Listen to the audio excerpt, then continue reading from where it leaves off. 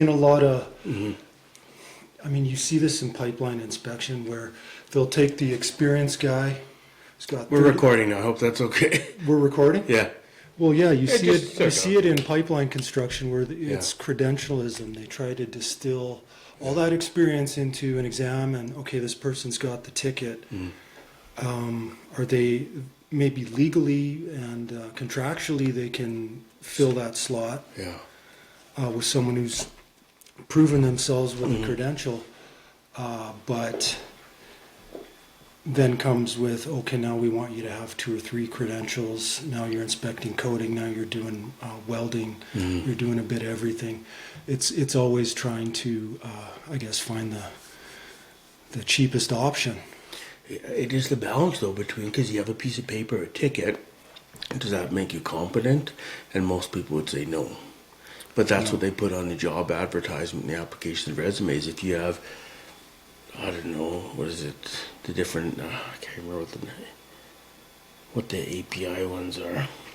We got 1169. Yeah, 1169, 84 and stuff and like that. All the quality ones. You know, but so does that mean, because that's what they ask for a minimum, and they look at your rate, and yeah, you're good to go, but how do you distinguish yourself? Because I talk to a lot of young kids these days who, yeah, they got a degree, but to get in the door, but they got no experience, and I don't know what the solution is, man.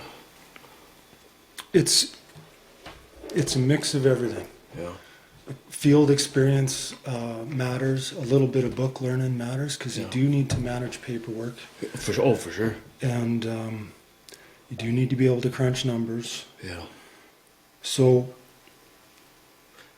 in the States, talking with people down there who are doing pipeline inspection, they have the same issue. They're saying low rate entrants cutting their what they see as their rates down. Okay. Or them saying the quality of the experience is lacking in depth. So where's the happy medium? I do know in pipeline and big inch, experience does matter because you got lives on the line. For sure. That's why you see 84-year-old boom hands out there. Oh yeah. Because they have the experience, and experience matters. I talked lots about that recently, actually, because we've been in a couple-year lull period, and my fear is we put so much good experience into people, especially young people, in the past 5, 6, 7 years between not just Coastal GasLink, but Trans Mountain and NGTL and all these other looping programs that have gone on in Alberta and BC. We put a lot of good experience into people, especially operators, working on steep slopes, working off winches. And my fear is always that these young guys and young families, they can't afford to really wait out these lulls in work. No.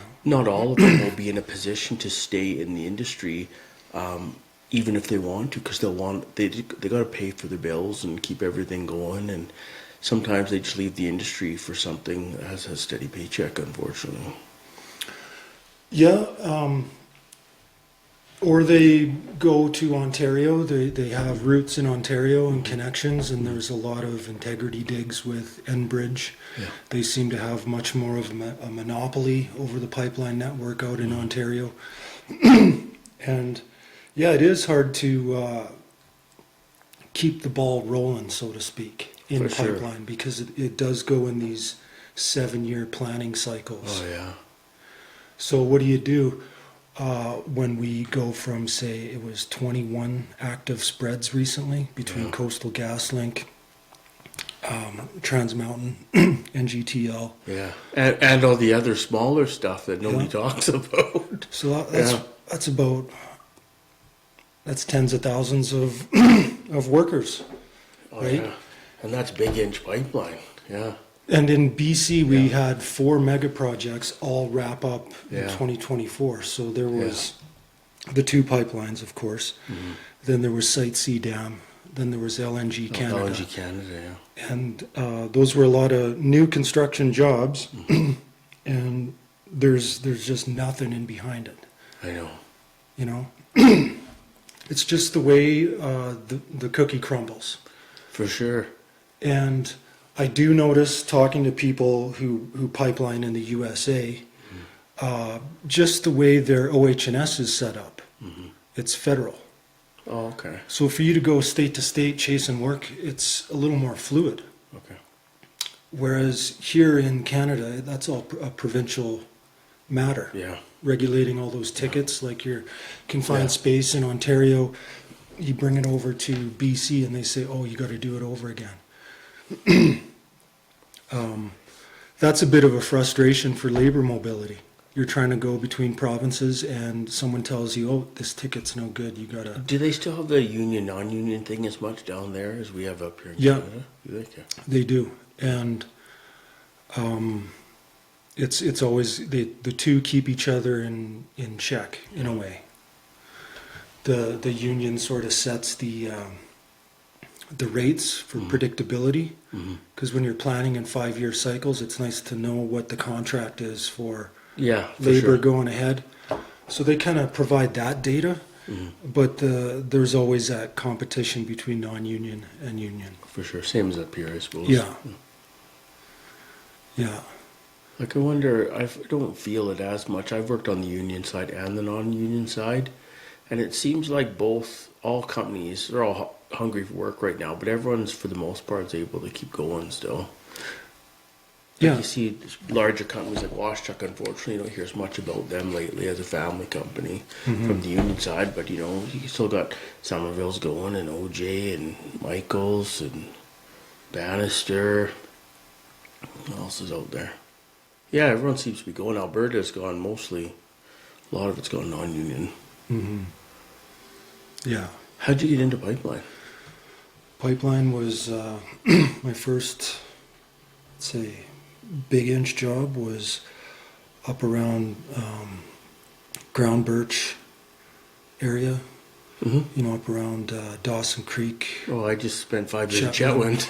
Chetwynd. Yeah. Yeah. So that was, back then it was called North American Pipeline, I believe. Okay, yeah. They were bought out by Macro. Macro, yeah.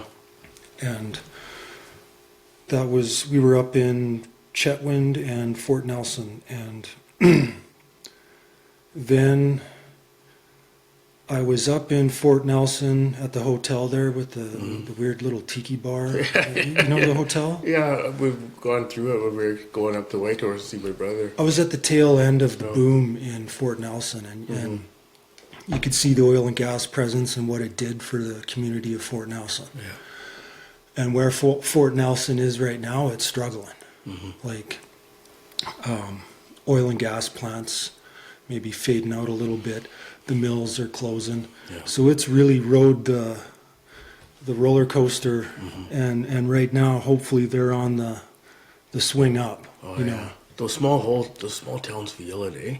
Like Yeah. whole towns feel it, yeah. So Fort Nelson, it has a piece of my heart because I spent months there, right, driving out to Max Hamish up to Fort Liard and all off in the bush there. So that job came to a close, and what happened was I was working for the Alberta Energy Regulator from 2008 to 2011, reviewing major project applications for the regulator. So let's say a pipeline project wants to go ahead, they will show that, okay, we're bringing in 1,000 to 1,500 people into a small community. We've studied how this is going to impact policing, healthcare, maybe even schools. It might affect crime. It might affect traffic. And, here's what the project proponent is doing to mitigate any of those stresses from bringing the boom to the boom, the boom town. And so my job as an applications economist at the time was basically saying, are you guys doing the best you can as far as the regulations say? You're like a referee, really. Yeah. And you just ask them questions like, what are you doing to expand recreation opportunities? Well, we are building a swimming pool or whatever it is. Yeah. They want to contribute to the community, right? So I was working at that, and being an economist was a lot of fun. Yeah. AER had a lot of great people.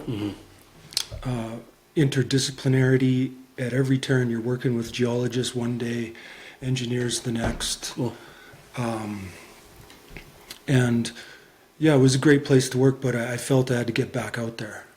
Because what put me through school was building basically Shell Scotford. Oh, right on. As a surveyor. Yeah. And I just missed being out in... Just being out there Just with the out there. guys and just all Yeah. of it, eh? Yeah.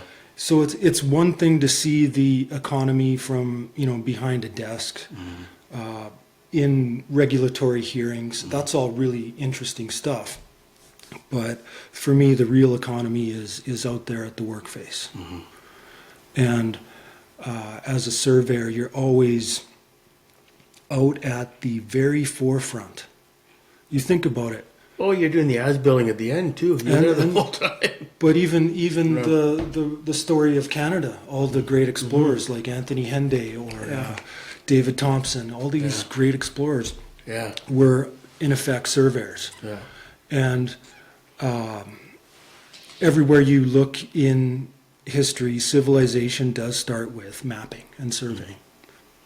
So the surveyor goes out there and he is taking the design that the engineers dreamt up and he's connecting it to reality.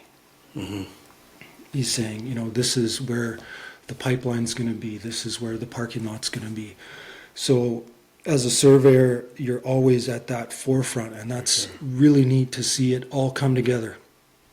So it was always a joke in survey that if you could never get lost because all you had to do was pound a survey stake in the middle of nowhere. Within a half hour, an operator will come along and back over it. I think that joke still persists, I'm pretty sure. Yeah.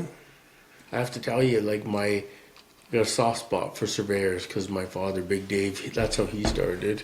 And then my eldest son, he did a program at SAIT years ago, geomatics. And so that's what he's doing now, too.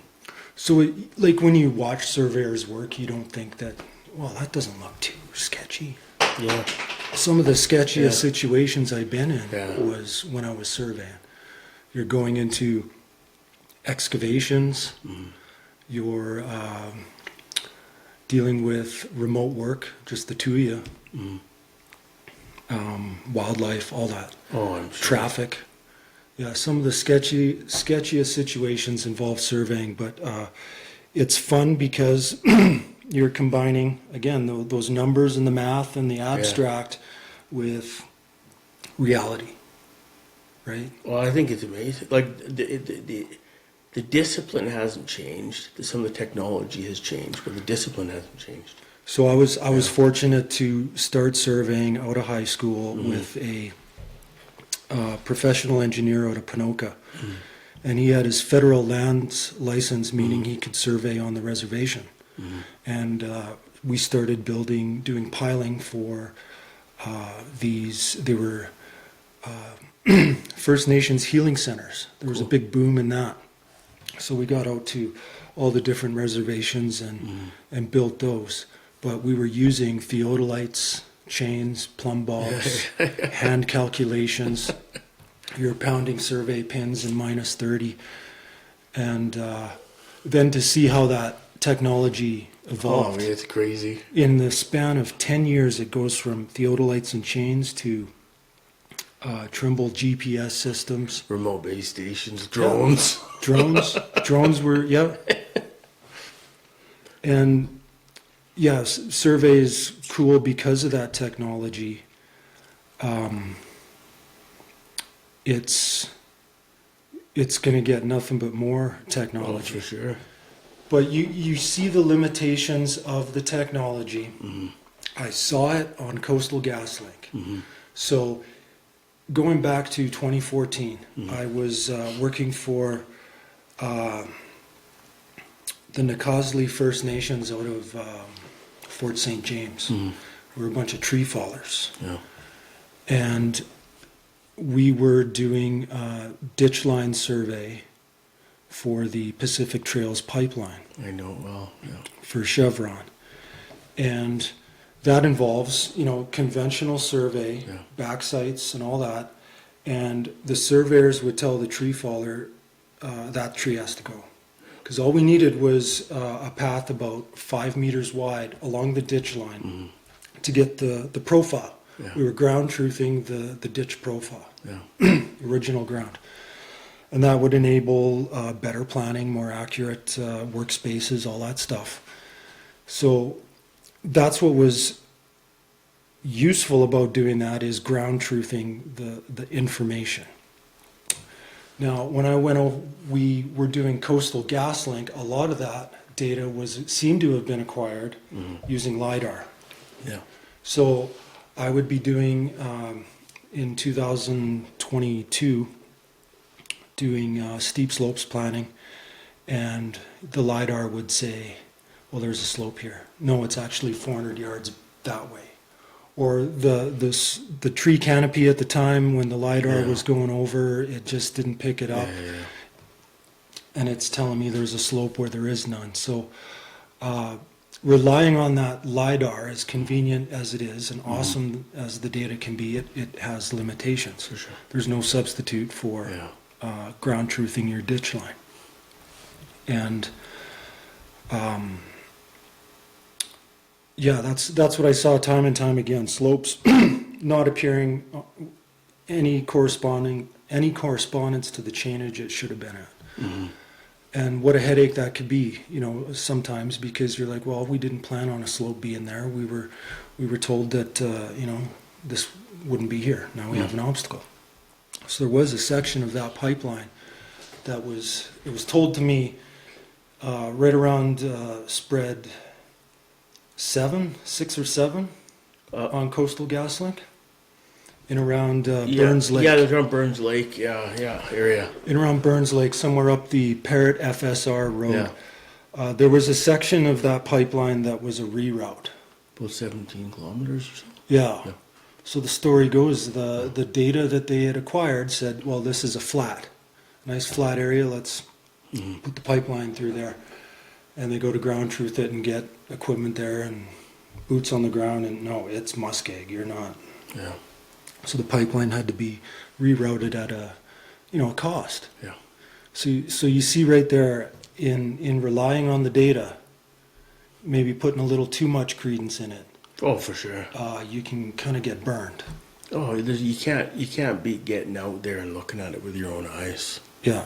It's funny when you said 2014 around Fort St. James, so I was there too, but we were doing the gateway. Doing the gateway. We were right, because they all those 3 pipelines all tucked together. And that pipeline, we thought, that was going to be a good little pipeline, that Pacific Trails pipeline. It was the first one out of the gate. And I remember November of 2014, I remember it clear as day. OPEC makes a decision. It's big news coming out of OPEC. Yeah. We're going to fundamentally change the nature of the oil market. We're going to break the backs of U.S. shale producers by flooding global oil markets. Yeah. And every day at the morning meeting, we would look at, okay, what's the price of oil today, boys? Well, it's 74. What was it yesterday? 79. Oh, she's falling fast. And within a week, they said, yeah, we're going to put a pause on this. So the pipeline is just going to go into sleep mode. Do the minimum work to keep the permit alive. And eventually, what year was it? 2023, 24, I believe Enbridge bought it. came along and they picked up that right away. So I'm hopeful that maybe one day I'll be back on that Pacific Trails pipeline if it ever kicks off. Like I said, it was the first one out of the gate, because I remember the first time I heard about it was back in 2011. So we were bidding Coastal GasLink at the time, but I was working with TransCanada, so they were trying to win the work as an operator, so they would have been competing against other operators at the time. And that, I think the PTP already had their environmental assessment and everything, so I think it was owned by Chevron, EOG, and Canada, or Apache. There was a small little gang, I think, that owned it at one point. But yeah, if you would have looked at the future in terms of politics and the market and everything, if they had just tackled that job and got it going, it would have been the first one built. But unfortunately, it never made it. Yeah, it still exists. I mean, it's not cancelled or anything like that. No, No, and up to that point, from 2012 to 2014, I was working for Jomax Drilling on Jomax 7. That's the second largest land-based drilling rig in Canada and the lower 48. Cool. The biggest rig in the lower 48 was a Jomax rig. It was sold to Lasso Drilling down in Midland. You'll see it on their website, but the largest land-based drilling rig in the States was built in basically Edmonton by Jomax. And so Jomax 7 was drilling 13 wells in the Duvernay for Chevron. They were exploration wells. It was really nice drilling exploration wells because you're not so concerned about production. You're just seeing what the production's going to be when they do flow it. And at the time, the big shots from Chevron, they were going over the big plans they had for Western Canada, something like 40 billion in tensions between pipelines, drilling, LNG and all that. They had massive numbers. Massive dreams. And then just to sort of see that fade away after 2014, market conditions coupled with, politics. And you can see the opportunity just fade out like the morning mist. And since 2014, it was almost like I spent a decade jumping from one fading opportunity to the next. I got into core drilling for a fantastic company called Bort Longyear. They're out of Utah. Well, they're worldwide, but we were drilling 700 core samples in the CNRL. Now it's CNRL. It was Shell Albion, Shell Jack Pine, and we were drilling there. We had a 5-year contract. We're like, this is going to be a good solid 5 years. And you're drilling all these wells, or they're monitoring wells and their core samples, and seeing round after round of layoffs every month. Like, what's going on here? We started in August. By January, it was a ghost town. We were the only contractor in the mine, it seemed, and just hearing grown men in the hallways crying, like, me and Buddy, we built this mine. We were here from the get-go, and now we're laid off. And by St. Paddy's Day of 2000, and I'm going to say that was 16, the big announcement comes. CNRL had bought out Shell. And we learned, okay, well, that makes sense why we were there. We were proving up the reserves for the sale. Okay, now they get a better price for the asset. But you're seeing grown men cry in the hallways at Albion. And just all those good times that they had, they were just, the market shifted. The whole market shifted.